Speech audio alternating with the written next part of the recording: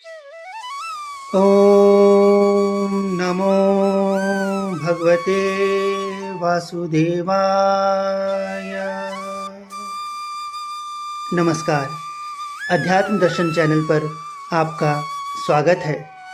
मित्रों, आश्विन मास की कृष्ण पक्ष की एकादशी तिथि के व्रत की कथा कुछ इस प्रकार से है। एक बार विभिन्न एकादशी तिथियों के महात्म्य की चर्चा करते हुए युधिष्ठिर ने भगवान श्री कृष्ण से इंद्रा एकादशी व्रत अर्थात आश्विन मास के कृष्ण पक्ष की एकादशी के बारे में पूछा। हे मधुसूदन, कृपा करके मुझे यह बताइए कि आश्विन मास के कृष्ण पक्ष में कौन सी एकादशी होती है। भगवान श्री कृष्ण बोले, राजन, आश्विन कृष्ण पक्ष में इंद्रा नाम की एकादशी होती है। इसके व्रत के प्रभाव से बड़े बड़े पापों का नाश हो जाता है। नीच योनि में पड़े हुए पितरों को भी यह एकादशी सद्गति देने वाली है। राजन, पूर्व काल की बात है, सतयुग में इंद्रसेन नाम से विख्यात राजकुमार थे, जो अब महिष्मतिपुरी के राजा होकर धर्मपूर्वक प्रजा का पालन करते थे। उनका यश सब ओर फैल चुका था। राजा इंद्रसेन भगवान विष्णु की भक्ति में तत्पर हो गोविंद के मोक्षदायक नामों का जप करते हुए समय व्यतीत करते थे और विधिपूर्वक अध्यात्म तत्व के चिंतन में संलग्न रहते थे। एक दिन राजा अपनी राजसभा में सुखपूर्वक बैठे हुए थे।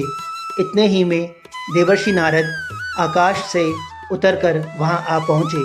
उन्हें आया देख राजा हाथ जोड़कर खड़े हो गए और विधिपूर्वक पूजन करके उन्हें आसन पर बैठाया।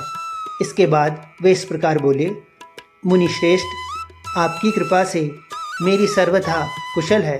आज आपके दर्शन से मेरी संपूर्ण यज्ञ क्रियाएं सफल हो गई। देवर्षि, अपने आगमन का कारण बताकर मुझ पर कृपा करें। नारद जी ने कहा, नृपश्रेष्ठ, सुनो, मेरी बात तुम्हें आश्चर्य में डालने वाली है। मैं ब्रह्मलोक से यमलोक में आया था। वहाँ एक श्रेष्ठ आसन पर बैठा और यमराज ने मेरी भक्तिपूर्वक पूजा की। उस समय यमराज की सभा में मैंने आपके पिता को देखा था। वे व्रत भंग के दोष से वहाँ आए थे। राजन, उन्होंने तुमसे कहने के लिए एक संदेश दिया है, उसे सुनो। उन्होंने कहा है, हे पुत्र, मुझे इंद्रा के व्रत का पुण्य देकर स्वर्ग में भेजो। उनका यह संदेश लेकर मैं तुम्हारे पास आया हूँ। राजन, अपने पिता को स्वर्गलोक की प्राप्ति कराने के लिए इंद्रा का व्रत करो। राजा ने पूछा, भगवान, कृपा करके इंद्रा का व्रत बताइए। किस पक्ष में, किस तिथि को और किस विधि से उसका व्रत करना चाहिए। नारद जी ने कहा, राजेंद्र, सुनो, मैं तुम्हें इस व्रत की शुभकारक विधि बतलाता हूँ। आश्विन मास के कृष्ण पक्ष में दशमी के उत्तम दिन को श्रद्धा युक्त चित्त से प्रातःकाल स्नान करें। फिर मध्याह्न काल में स्नान करके एकाग्रचित हो एक समय भोजन करें तथा रात्रि में भूमि पर सोएं। रात्रि के अंत में निर्मल प्रभात होने पर एकादशी के दिन शौचादि से निवृत्त होकर भक्ति भाव से इस मंत्र को पढ़ते हुए उपवास का नियम ग्रहण करें। अद्य स्थित्वा निराहारः सर्वभोग विवर्जितः श्वो भोक्ष्ये पुंडरीकाक्ष शरणं मे भवाच्युत। कमल नयन भगवान नारायण, आज मैं सब भोगों से अलग हो निराहार रहकर कल भोजन करूँगा। हे अच्युत, आप मुझे शरण दें। इस प्रकार नियम करके मध्याह्न काल में पितरों की प्रसन्नता के लिए शालिग्राम शिला के सम्मुख विधि पूर्वक श्राद्ध करें तथा दक्षिणा से ब्राह्मणों का सत्कार करके उन्हें भोजन कराएं। पितरों को दिए हुए अन्नमय पिंड को सूंघ कर विद्वान पुरुष और गाय को खिला दें। फिर धूप और गंध आदि से भगवान ऋषिकेश का पूजन करके रात्रि में उनके समीप जागरण करें।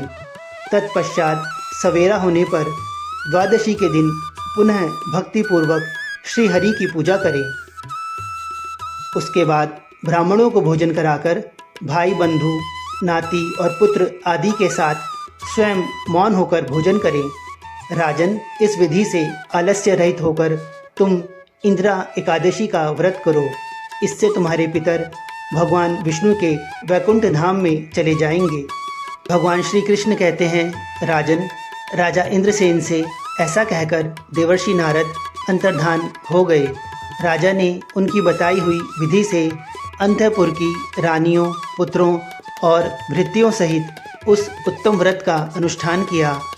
हे कुंती नंदन, व्रत पूर्ण होने पर आकाश से फूलों की वर्षा होने लगी। इंद्रसेन के पिता गरुड़ पर आरूढ़ होकर श्री विष्णु धाम को चले गए और राजर्षि इंद्रसेन भी अकंटक राज्य का उपभोग करके अपने पुत्र को राज्य पर बिठाकर स्वयं स्वर्गलोक को गए। इस प्रकार मैंने तुम्हारे सामने इंदिरा एकादशी व्रत के महात्म्य का वर्णन किया है। इसको पढ़ने और सुनने से मनुष्य सब पापों से मुक्त हो जाता है। तो यह थी इंदिरा एकादशी व्रत की कथा। यदि यह कथा आपको रुचिकर लगी हो और वीडियो अच्छा लगा हो तो इसे लाइक और शेयर ज़रूर करें। अपने विचारों को कमेंट्स के माध्यम से हम तक अवश्य पहुंचाएं और हमारे चैनल अध्यात्म दर्शन को सब्सक्राइब करना ना भूलें, जिससे आगे भी इस तरह की आध्यात्मिक जानकारियां हम आप तक पहुंचाते रहें। धन्यवाद। ओम नमो भगवते वासुदेवाय।